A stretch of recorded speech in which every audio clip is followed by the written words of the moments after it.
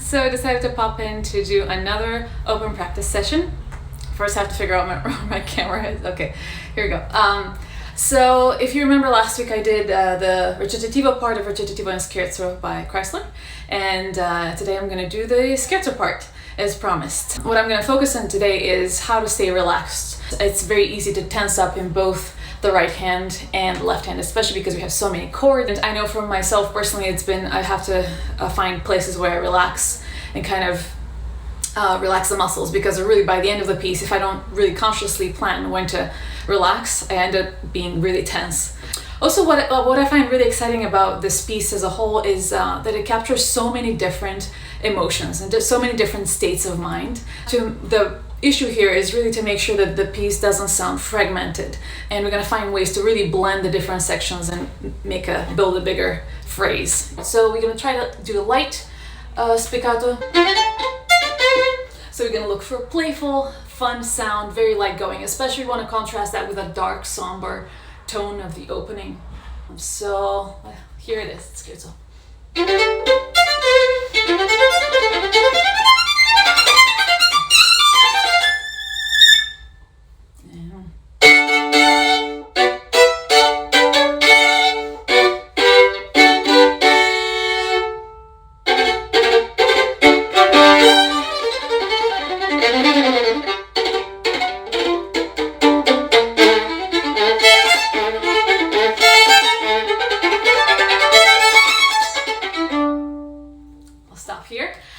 So a few issues. First, the chords. We're looking for the middle, so we're trying to have the angle on a string. Closer to the frog if you can.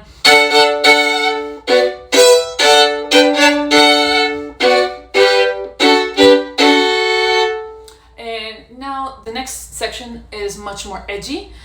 So again, because it's so tight, I try to stay relaxed in the wrist and the arm, especially here, can get tight. So we go.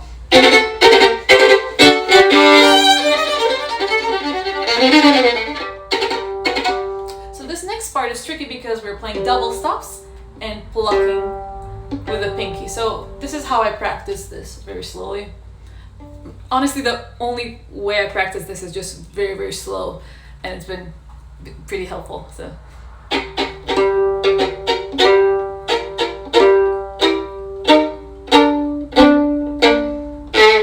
And here I like to really build again, we're talking about bigger picture. I like to build the line going into the next section, so I do.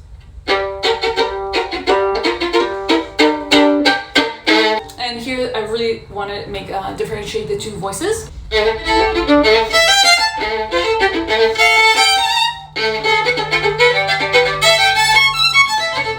So here the trick is that we're playing double stops with open string. And we go really high up on the D, so keeping the sound nice and keeping everything in tune is an issue. So I try to practice without the A because it really makes me feel kind of squeezed, and just it's hard to get nice resonant sound with it. So I try to get used to listening to that sound alone.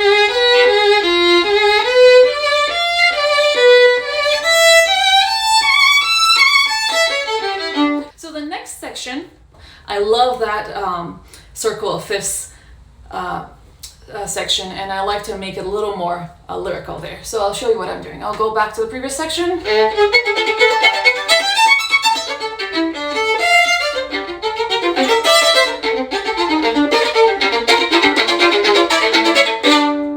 So as you saw, I emphasized the first chord, then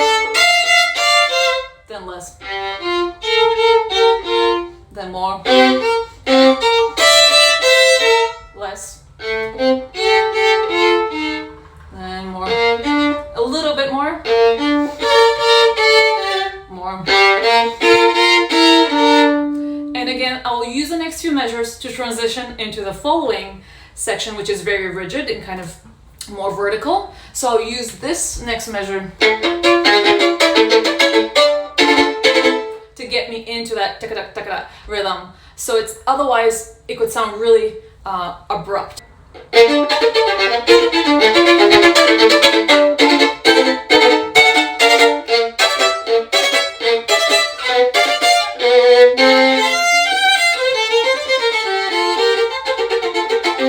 So we have some thirds here, so I like to practice these in dotted rhythms, and again as smooth as connected as possible here when I practice it, because, and again, most of this piece is the scherzo is so vertical and so picky, and with all these spiccato short strokes, I like to practice everything smooth with long bows, long wide vibrato, just the opposite of what it is. Otherwise I feel like otherwise the piece really kind of makes me build tension in my muscles, which I don't like.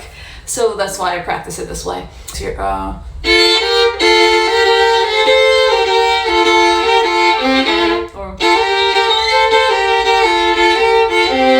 I personally have trouble with one specific third. Sometimes that interval doesn't come out. So in my head, I imagine there's a accent I try to accent it with my left hand. So I imagine I'm doing that accent with the right hand. So it ends up being.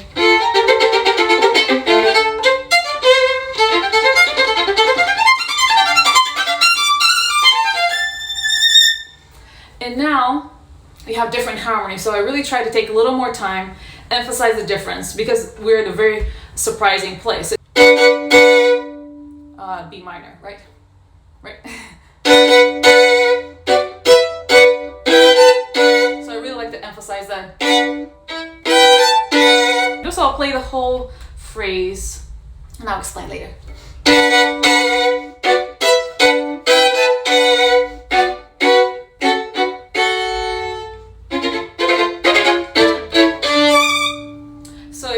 I kind of did decrescendo and then grew to really build more momentum and to make really I go with the harmonies here. So and sometimes I take extra time on the D because it's just such an open big chord, not chord, just an octave.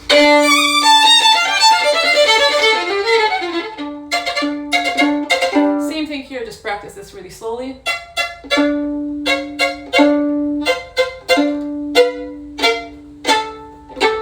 So here comes that dreaded passage for anyone who's played this piece. We're going to go up on the A string, yet the phrase is building up higher and higher, yet we're running out of overtones as we go up on the A string, and we're playing with the E string, and just the sound is so stringent and so hard to make a beautiful sound. It's so hard to phrase. So again, I'm looking for a luscious vibrato, smooth bow. I'm trying to go the opposite direction of where this passage feels uncomfortable. That's my philosophy when I practice a lot of the time. I'm thinking, what feels uncomfortable? What can I do? How can I practice it the opposite way to just gain whatever this passage kind of takes away?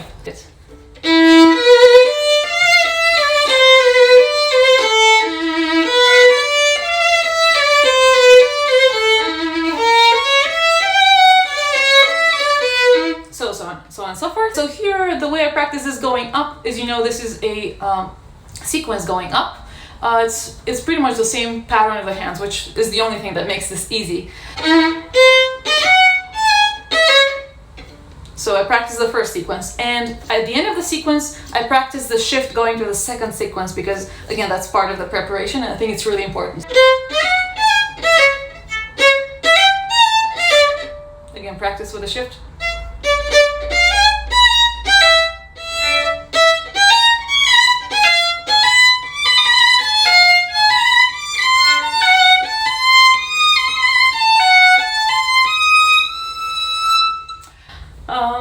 Let's try it in tempo.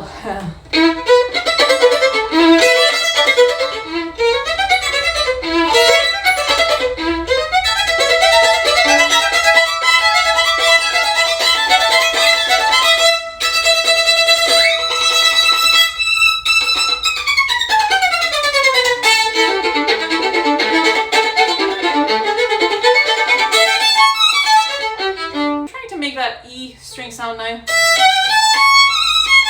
If you want, you can take time, or you can just let it go. We have that 2 times, so you can change it each time. The more different it is, the better. So.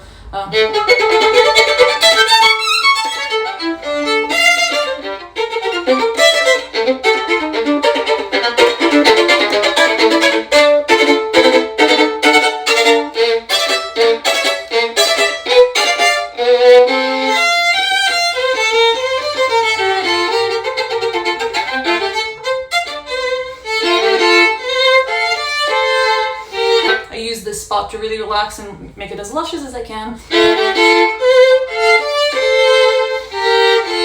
And here it's a little tricky. I try to really round my hand, so I really try to practice hearing that E, the F sharp on E, F natural on E. I want it to sound nice, so I practice that alone.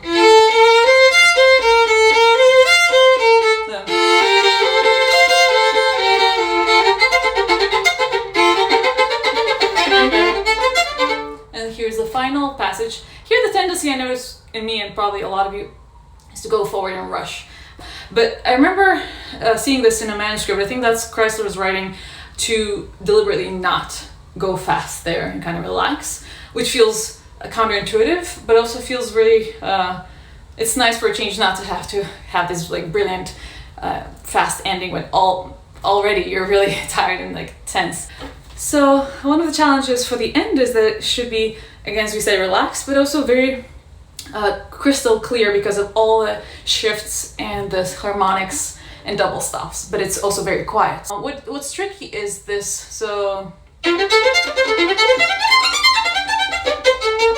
I try to make it very sweet. I think it's such a cute little Kreislerian gesture. I really love that little. Here are the challenges that those, for me personally, the challenge is the double stops.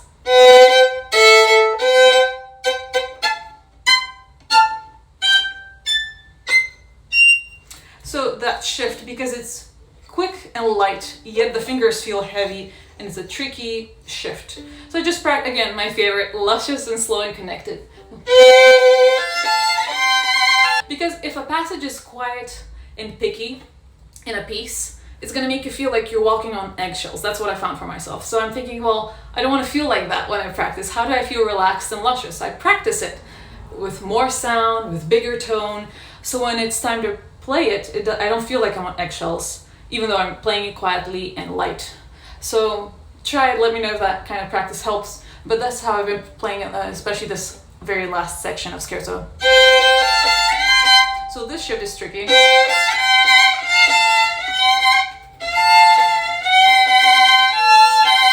Here I take out the voice, so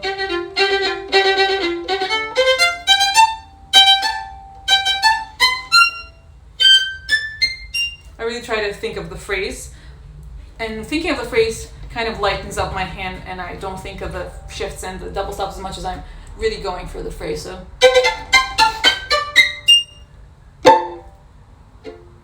that's it. That's Scherzo from Recitativo Scherzo. I hope you found it helpful. Feel free to DM me, write comments, ask any questions or comments, or just share how you've been practicing this piece. If you have any tips on what's worked for you, that could be helpful for me, for the community, and for anyone. And yeah, thanks so much for watching. See you soon again live, or just follow my videos on Instagram and YouTube. See you guys. Bye.